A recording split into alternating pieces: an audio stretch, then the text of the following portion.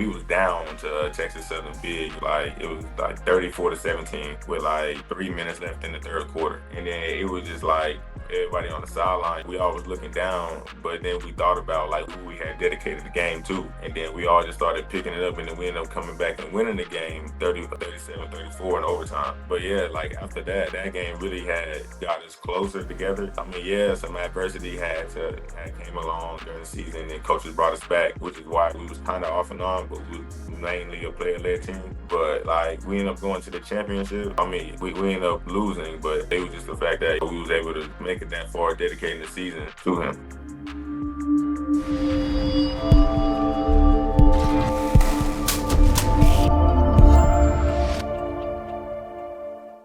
What's up, y'all? You here with Off the Field. We back with another banger. We got my boy Trejon Spiller. How you doing today, bro? Good. How you doing today? I'm doing good. I'm blessed. So for the people that don't know Trejon, who is Trejon? And talk to us about your journey. Well, so Trejon is from Killeen, Texas, the youngest of 8. You know, he's just somebody that always had a love for the game, always wanted to go and follow in his dad's footsteps because his dad had played football. That's who Trejon is. You said youngest of 8, fool? Yeah, youngest of 8. You was a bully growing up. Y'all, how was that growing up? Literally, man, literally. But yeah, so I always kind of dealt with a whole lot of injuries in high school. So it was kind of hard for me to get recruited. Like, I really wanted to go D1. So I didn't have any offers coming out. Well, not coming out, but, going to my senior year. And then that was when COVID had hit. So that made it really hard for all the big D1s to come get us. But I ended up doing what I had to do. And then I ended up getting me an offer from PV. And then I just went from there. So how that all come about? Because COVID, you had to sit out. You couldn't even play. Well, so basically, whenever the colleges got to play in the spring, I wasn't there yet. I was still about to graduate high school. But the thing about it was when I got there, all those seniors got to come back. So, that put me behind the 8 ball. So at the time, I think we had my freshman year here, we had I think 22 receivers. 22 receivers, I think. Like, it was somewhere around that number. Like, I still got the picture to this day. Back in high school? No, this is my first year in college because all them seniors got to come back. So, they came back. That's crazy. Yeah, because 22 receivers. I know the locker room was going crazy. I know film room was packed out. Oh, yeah. It was to the point where people had to go get chairs from other rooms to bring them in. Yeah, it was packed. That's crazy, especially being at Prairie View. So it's not even like the rooms and spaces is so big. Y'all all crammed up like sardines in that joint. So you said Prairie View was the only offer that you had? No, that was the only D1 offer I had. So I also had UMHB, which was right down the road, like 15 minutes from where I stayed. And I also had I think UTPB. That's what it was. Yeah, UTPB. I think that was UTPB was my very first offer, and then UMHB offered me, and then Prairie View offered me. So when Prairie View offered, you was like, all right, it's D1. I'm gonna take it regardless, no matter what school. Or what was your thoughts behind that? Well, so that kind of was the case, but that was like in the back of the line. So like the very front, like the first thing was basically everybody on my dad's side had went to Prairie View. Like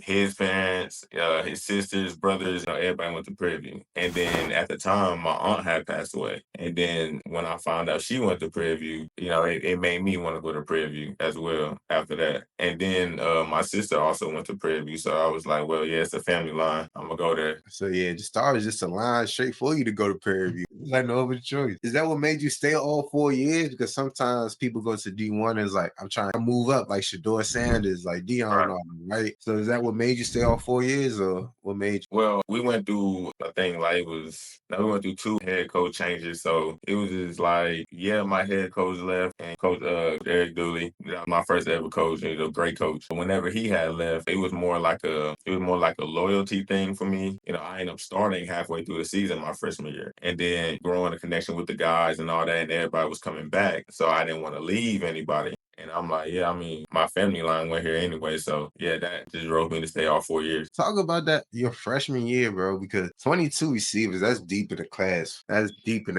So, and you're a freshman, and you got people literally stopping their whole lives to try to come back and play, right? So, was there any conflict going on? Like, how was the room going on during that time? Well, at the time, not all 22 receivers stayed. Of course, like you said, people are taking a chance on coming back to school and taking a pause on their lives. And then, as you know, whenever like things aren't really going a certain way that you want, they just decide I'm gonna go ahead and do what's better for me with my lives, and that's completely respectable. So, I mean, it wasn't like any hatred in the room or anything. It was just everybody trying to get each other better. Every time we was in the room on the field, it didn't matter. Whenever football was a conversation, then it was all about getting better. So Prairie View, they just got that winning culture out there. They want to win. It's not like that negative hate. Because I've been on both sides of it. I've been players. I'm coming in as a starter. People trying to look down on me. People trying to hate on me, right? And then you got some other people that go to another team. They just all trying to bring each other together. They all trying to get better. So you was actually on the good side versus the bad side. Yes, Okay. most definitely, yeah. Just thinking about it, right? And it could go either way. I'm not sure how if the coaches play a part in that or it's really the players. Like, do you think Prairie View was a player-led team, or do you think it was a coach-led team? All my years, well, at the beginning, it was more of a player-led team. Like, it was way more of a player-led team. As I got towards like my junior and my senior year, it became like a mixture of two. Like on some occasions, it would be a player-led team, and then like some adversity would hit, and then next like we'll have to revert back to being a coach-led team for a little bit until we prove ourselves that okay, yeah, we can lead as a team. We're not gonna let this little adversity get to us. So it was kind of like a off and on when it got towards my junior and senior year. But my freshman and sophomore year, it was a player led team. Talking about adversity, right? Athletes can go through a lot of adversity. I remember one time when I was at Maine, somebody actually passed away on the field. And that brought the team closer together, RP Darius Minor, but that one hit home. He was only a freshman out there, summer workout, training, just ended up collapsing. And my coach called me up, hey, come to the office immediately. He was like, for what? We just got to practice. We thinking somebody got in trouble or something. You see the body bag right in front of the football office. And he's like, no. So we didn't know what happened. Then they told us, but we ended up winning the championship that year. And that brought our whole team closer together. And I think Darius been looking down on us ever since that year, because we haven't won a championship since that year. We made it to the Final Four of the Sydney playoffs. So it was definitely some higher works above during everything, right? So what are some adversities y'all faced that the coaches actually had to bring y'all closer together? So my junior year, we can relate to that. A few of us had a teammate pass away in a car accident. Rest in peace, Trejon Smith. He also known as Pig to us. He had passed away right before our first game. So we had dedicated that first game to him, but like we was down to Texas Southern big. Like it was like 34-17 with like 3 minutes left in the third quarter, and then it was just like everybody on the sideline, we all was looking down, but then we thought about like who we had dedicated the game to. And then we all just started picking it up, and then we ended up coming back and winning the game 37-34 in overtime. But yeah, like after that game really had got us closer together. I mean, yeah, some adversity had came along during the season, and coaches brought us back, which is why we was kind of off and on, but we was mainly a player-led team. But like we ended up going to the championship. I mean, we ended up losing, but it was just the fact that we was able to make it that far, dedicating the season to him. So I heard you went to a championship 5 times and lost all 5 times. I definitely did. Dang, so how that make you feel, bro? You working all your life for it. You finally get to that moment and you keep falling short. How did that make you feel? I mean, like, yeah, it made me feel bad in the moment, but it's just like, I've always told myself, like, God don't want you to have a championship right now. You want to wait until you make it to the big league, and then he's going to give you your championship, because that one ring is going to trump all those other rings that you could have had, all those trophies that you could have had, that one Super Bowl ring or Super Bowl championship, whatever level football I'm playing on. That's going to be greater than all those other times. But you won a championship in basketball too, right? Yeah, the only time I played organized basketball, we went 10-0 and won a championship. And that's the only time you played basketball. You didn't play after that? Well, I mean, played middle school basketball, but I mean, that was my very first time playing organized basketball. But you also did track too, right? Right. So you did track, basketball, and football. What was your favorite three out of all of them? Football was definitely my favorite out of all of them. But then having track was just another boost to me, because I've been doing track since I was 3. I've been doing AAU track. Oh, time. You ain't gonna just skip over that. You been doing track since he was 3? What you running About around track 3. as a toddler? Nah, yeah, literally, I would be 3 years old going against 7-year-olds, just running down the track. I used to be like crying all down the track, snot coming out of my nose. People, how like somebody in like last, and they start clapping for you. Yeah. Like I was really back in the day, and then like I literally ran with the same age group until I was their same age, and then I started moving up, and then that's when I started winning. And then I can say about I think I was like 10 or 11 where I had hit a growth spurt and my knees were hurting really bad, and my feet were growing at a rate that I don't even understand. It got to a point where when I was 12, I wore a size 12. When I was 13, I wore a size 13. And when I was 14, I wore like a 15. And then I just stayed there ever since. You was wearing a size 14 at 14 years old? No, I was 15 at 14 years old. You was 15 at 14 years old? Dang, that was crazy. Like, Size 17, you know, they had to put the robe out. You ever went out but, there? like my parents literally bought me some size 17s because they thought my feet was gonna keep growing. Father played football, and you were the youngest out of 8. Did any of your other siblings play sports, or you was kind of like the black sheep of the family? My whole family plays sports. So my oldest brother, Billy Jr. is his name. We call him Bill. He actually won the state championship in Killeen back in '91. They was a big underdog, and then they ended up being all the powerhouse high schools and ended up winning the championship. The second oldest, he was fastest out of all of us. I can say that he was a big track star. My brother ended up playing football. He was a running back, and all my sisters had ran track and played basketball in a little mix, but their dominant sport was track. Did they ever make it to college level? Yeah, the oldest had went to U of H. He had went there to play quarterback. He ended up getting a chance with the Chargers. I believe I can't remember exactly where everybody had went, but I felt like everybody had went to college, but probably not to play sports. Like, they went to college to get their degree. So growing up with that sports background, they was like, Trejon's definitely going to make it in this sport. He definitely got a shot at least. Right, yeah. So what was your welcome to college football moment when you got to college? It's like, oh, dang, this might be a little different than high school. My freshman year, we was playing Southern University there. It was for their homecoming. And then I had ran a fade ball on the left side, and then he had threw it, and I seen the safety run over there. But, like, I felt like he was kind of further back. And then once the ball got there, it's like he hit me, and I was just like, oh. And I'm just sitting there on the ground like, dang. Like, yeah, this is it right here. So, yeah, I mean, because, like, in high school, nobody was doing that. And then when I got there, I was like, yeah, I see what it is now. They coming sideline to sideline now. Oh, yeah. Like, man, I'm thinking he's still over there at the hash. Nah, he over there by the number. That's crazy. So this next segment is a financial trivia brought to you by Off the Field Financial. And what I found out is that most people are looking for ways to make money without having to get another job. So these next questions are going to be tailored towards the finance side. Do you know what the rule of 72 is? The rule of, huh? 72. Nah, I do not.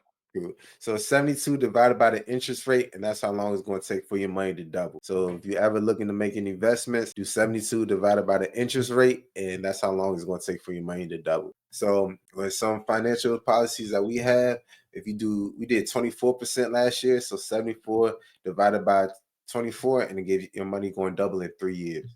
Do you know what the difference between term and whole life insurance is? I'm gonna take a good guess. I'm gonna say whole life insurance is basically like you got insurance to cover whatever happened to you for the rest of your life, and then you got insurance that only covers certain terms, like depending on what happens. Then that's what we cover. But if this happens, then we don't cover that. Yeah, like term is just cover you for 15, 30 years. If anything happens to you, like you said, you're covered. In car incidents like that, you're covered. Whole life for your whole life, but it also builds cash value. So have you heard of the terms becoming your own bank? Yeah. Okay, cool. So that's what whole life is. Like an IUL is when people it's an insurance policy, but it's also an investment policy now. So now people building cash value, and they can pull from it whenever they want to, tax free. So it's a lot of different benefits and little intricacies that they don't talk about in terms of insurance. Do you have a retirement plan right now? Not right now.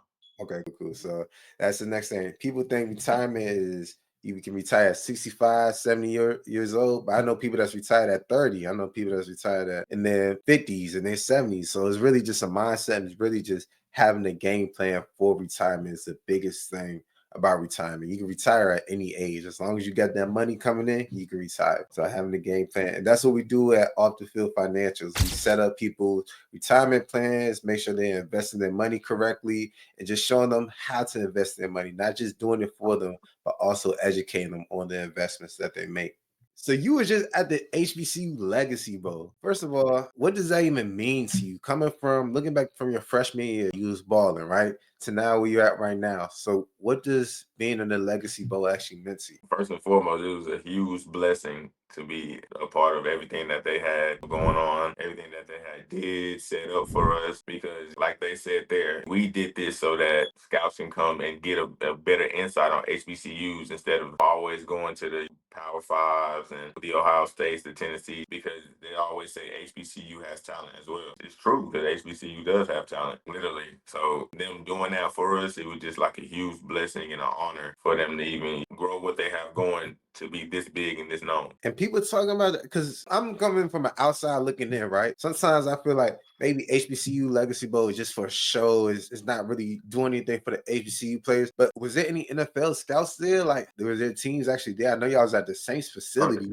but All 32. all 32 teams was there. All 32 teams was there the whole entire week. So you gotta give us some insight, bro. Who were you talking to? What teams were you talking to? Who reached out to you? Who was like, oh yeah, you can bowl? While I was at the combine, the Detroit Lions had came and talked to me, and then we sat down, and he was asking me about my background, and, where you from and stuff like that. The same questions as you're asking me. And then after that, he got straight into it. He was like, so what defense did Michigan State run against y'all? And then I told him, I'm like cover 4, cover 3. He was like, okay, explain to me what a cover 4 is. Like, what is everybody doing? He asked me, okay, if you had a first down passing play, what would it be? And I was like, it would be a play called spacing. He was like, okay, so tell me what everybody's doing on that. So I told him what everybody was doing. Then he asked me what the O-line was doing on that. And I'm like, oh, wow. And I was like, you asked me what the O-line was doing? I'm like, okay. So he asked me what defense did Northwestern State run against us the game right before Michigan State. And I was like, oh, yeah, they definitely was a cover 3 team. I remember that. There definitely was a cover 3. He was like, okay, explain what a cover 3 is. He was just like trying to test me. Of course he knew what all that was. So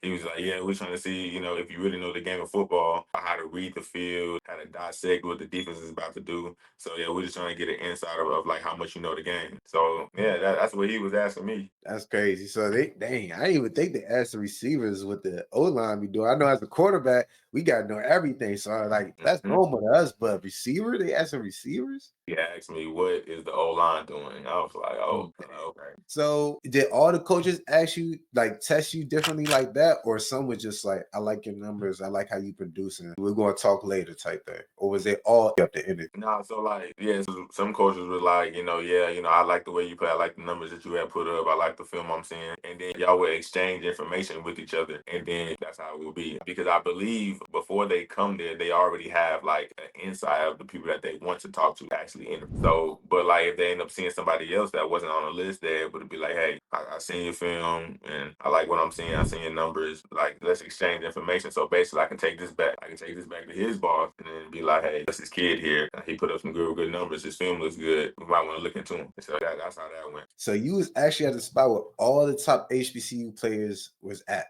And you was the top HBCU player yourself, but who stood out to you during that time? That anybody was like, damn, he can really ball. Anybody really stood out to you, like, that you can think of off the top of your head right now? I ain't gonna lie, them Tennessee State boys, they like, I think the quarterback was his name Draylon Ellis. The receiver name was Jaleel Dean. And I can't remember what the linebacker name was, but he was he wore number 11. Them boys can ball. I know them boys can ball, so yeah, I've literally seen them be consistent. Yeah, them 3 right there for sure. So what's your favorite experience at being at the Legacy Bowl? Well, one, just being around a whole bunch of great athletes, great legends, being there for the whole experience, one. And then 2 is basically going against the best of the best athletes in HBCU. Always because I always want to look for a way to get better. I always want to go against the best of the best. They got like all these scouts talking to them and they got all this rank. That's the people I want to go against. Because now I'm trying to get all them scouts looking at me too. So yeah, that's definitely what I go for. Being on that island, it's a dog world. And you have to have that mentality. You have to be like, put that best in front of me. I'm going to whoop him every time, 10 out of 10 times. And then that's when you're going to see who really the dog and who really, you feel me? You got to have that hunger. You got to have that drive. And you got to love to compete. If you don't love to compete, anywhere in life, it's gonna be tough for you because it's a competition life. So yeah. So what did you face any challenges being there though? Was there any challenges? I know it was all good, but was there any challenges that you faced throughout that weekend? Yeah, it was challenges that I had faced because of going against everybody there is like they're good. So, Mm. that everybody's always working on their technique. So the stuff that you see them do in the season don't mean that they're gonna do that now. They could have found a new technique. So Mm. now it was just challenges of, being more patient, really focusing on the ball because in the Saints facility, when they got them lights at the top, it's really hard to see the ball. Like so now I see how like all the NFL receivers know how to track the ball so well because inside that facility at the top with all them lights, man, when that ball get to flying, it is hard to see it. It is hard to. It's like it blends in with the roof, and then you can only Mm. see it whenever it gets close to your hand. You try to catch that black spot at that Like point. literally, so that's why I see all these receivers know how to track the ball in the Mhm. league, and any professional level that I see now. So y'all was in the dome. So do you feel like you like playing outside better than the dome now? After because you don't got too many lights, but you got some. But outside is a little bit different than actually being in the dome. Well, it wasn't like we wasn't playing inside their like Okay. game facility. Yeah, we was in their practice facility. So Okay. like the lights were like closer to us more than like being way out in the sky and stuff like that. So, but honestly, I'd definitely rather play outside because like it always brings a challenge to the other people that are coming to you whenever you do have a game. So it's now basically whenever it's Green Bay or against a team from the South, then the team from the South got to come up there and it's snowing. Like, they have an advantage because that's what they're used to. So now it's just like that advantage, even though I had the thought that, like, you know what, every NFL stadium should be domed off. And then I had thought about it, I'm like, nah, could that take away all the wind disadvantage, the temperature, all that. Like the heat. It's just like if a up north team come down to Florida to play the Dolphins, they gonna be Mm. hot. Right. They're gonna be they gonna be like, dang, we not used to this heat. So yeah, that's what I feel. It go both ways. 'Cause when I was at Maine, we played Jackson State. They came up to Maine in the playoff, man. It was cold as hell. We was cold, but we used to it. Like we practiced Yeah. on 2 degrees snow and stuff like that. But them, boy, we put belts of ass on it that year. It was like it was the favorites. But just being in that different facility, being in that cold out your environment is definitely a game changer. And I didn't realize the difference until that game actually, because I'm thinking, all right, you cold, you can bundle up, you can do what you need to do, but still being in that environment is still different. When you was competing in the HBC Legacy Bowl, did it feel like a regular season, or did you feel like, nah, this is an all-star game? The talent level is definitely different than playing in a regular game. Yeah, they're like, this is an all-star game. The talent is definitely different because now you got all 11 of the best on one side of the ball. So Mm. now it's like every little detail that you have to do now because everybody over there is good. Really? So it's like as a receiver, they still playing zone, right? Or they playing man? Oh, they play both. If they both, right? Okay, Uh, cool. So it's still football at the end of the day. It's not like mono and mono, but it's still like as a quarterback, I think as a quarterback, the zone's gonna be closing quicker. You better get to him right off his break. You better be on it because if not, it's going to show. Because that same mhm. linebacker that you might be able to pick on during regular season, you can't pick on them because they all some dogs. Exactly. Yeah, that's exactly what it is. So do you think the HBCU served its purpose in getting players to the next level? I mean, yeah, as years keep on going, you see more and more HBCU players starting to show out. Like Joshua Williams, he went to a D2 HBCU, and now he just started for the Chiefs for the past 3 to 4 years. And then now you got more people coming in. You got Marquise Bell that showed up and playing for the Cowboys starting. You got Jacoby Durant that came from South Carolina State. He playing for the Rams starting, like off of like I think first second year. And then now you got more and more people getting a shot. So I mean, it's just like yeah, they're definitely doing the best they can to serve their purpose of getting more looks into HBCU organizations. So I know there's a lot of people that was there down in New Orleans with y'all. Was there anybody that you were surprised to see? Like, oh, who you just pulled up to this? Like anybody that you were surprised to see being there? Surprised of seeing somebody being there because I kind of knew they was gonna be there, but I was surprised of how many times I was going to see them. Like Doug Williams and James Jack Harris, like I Mm. almost seen them every single day. Like he was either on the elevator, walking past each other in the hallway.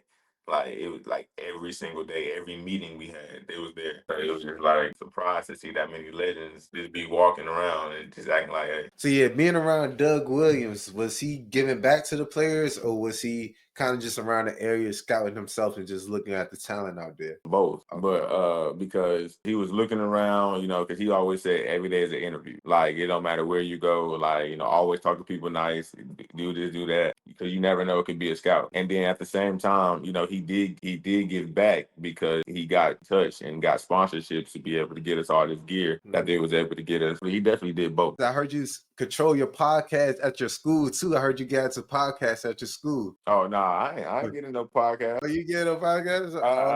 Okay. Sonny told me some lies. I mean, I got interviewed from somebody at my school that does podcasts after the game. That's statement. So now we get to a hot seat question in the interview. It's like a game show, but you don't win nothing. What was your welcome to college moment? Not football, but just actually college. He was like, damn, okay, I'm really in college now. Shoot, man, my welcome to college moment was basically like, so like usually the parents would like drive you to school and then they'll leave. Mm-hmm. But mine was, I didn't want to see my parents drive off. So when I left and I got there, and then it was just like, dang, I'm here now. And then literally the next day we had a workout. And then I was just like, yeah, I'm here now. Yeah. Yeah, so yeah, that workout right there, I was like, yeah. It's definitely it's me to make that transition from high school to college now. You talking about the next day though? The next day I had workouts. The next day, because it was 2021. I think that was the Monday. It was either June 8th or June 7th, and I had came the day before. And then, but I made sure I got there with enough time to go ahead and go to sleep, do all this what I got to do. But man, I got up there and we had went outside first, worked out, and then boy, like it's very humid in Houston, so it was definitely different. So I'm over here like, dang boy, like I sweating out my shirt. Then we got to go inside and go work out. And then we don't end up come back outside and then do routes and stuff like that. So I'm like, dang, well, like we stayed from like to 12. And then we got to the day to ourselves. That's crazy. Nah. No acclamation. You say they straight to it. You straight Oh, to yeah. That's what it is. That's what it was. Growing up, who was your celebrity crush? I'll probably say it was Beyonce. Most definitely Beyonce. Okay, cool. What's the thing you did to impress a girl? To impress a girl? Yeah. I don't know, because I don't do no crazy stuff just to impress nobody. But if you like me, it's what it is. Like I'm not finna do all this. Yeah, I don't know. I can't be thinking nothing like that. Okay, cool. Wall during your childhood, any posters or anything you had like that on your wall? Nah, the only thing I had on my wall was me, basically. Like all my posters. Yeah, that's the only thing I had on my wall. Oh yeah, and also, matter of fact, I did have a lot of UT stuff because I've been a UT fan since like I was like 8. Like I had my first UT gift from my aunt was a cross, and it had like the UT symbol and had all their players in the back. But I had that thing on my wall ever since. And I started getting that. Like UT, like Ultimate Team? No, like University of Texas at Austin. Tech. Like, okay. Yeah, okay. That was my dream school right there, man. Like I had everything UT. Oh, it's that. Yeah. Yeah, you is in Texas, so that's where. Yeah. So it's Texas. I wanted them to go to the ship this year, bro. That game. That made me mad, bro. That I was game like, mad. I'm sitting here like, come on. I mean, like, because it was like I knew we was kind of on hot water because we low key let Arizona State kind of come back and give us a little run for our money. And then I'm like, bro, like Ohio State not finna come play like that, bro. Like we gonna have to play. Like it ain't. We can't just relax, and that's exactly what happened. And the thing is, bro, the last drive, because Quinn, he was balling like Quinn, he's trying to make something happen. And then just that last play, Jack came out of nowhere, strip sack, take it to the crib. I said, no. It hurt. It hurt. So like you know how Baltimore fans felt when Mark Andrews dropped that. Man, I was like, Baltimore was heated. Man, I'm like, oh my goodness. I'm like, yeah, did you see the little video on TikTok? It was like, I'm passing the phone to somebody who fucked the whole football team, and it was like, "Hi, I'm Mark Andrews." And it was like, go ahead, bro. Go ahead, bro. Oh, but I seen too many Mark Andrews TikToks after that, but it was so bad. Oh man, it was bad. Well, I appreciate you for coming on today's show, bro. Anything you want to say to your fans and supporters out there? Yeah, man. Hey, man, whatever you do, as long as you put your mind to it, man, you can do it. Always put God first and then trust everything that you have been taught, man, all the way from your coaches, your parents, your family. Trust everything that they saying. I'm telling you, it's going to make you better in the long run. But yeah. Oh, yeah. And big shout out to Clean, 254. We in the building. I had to put that in there. Yes, sir. Yes, sir.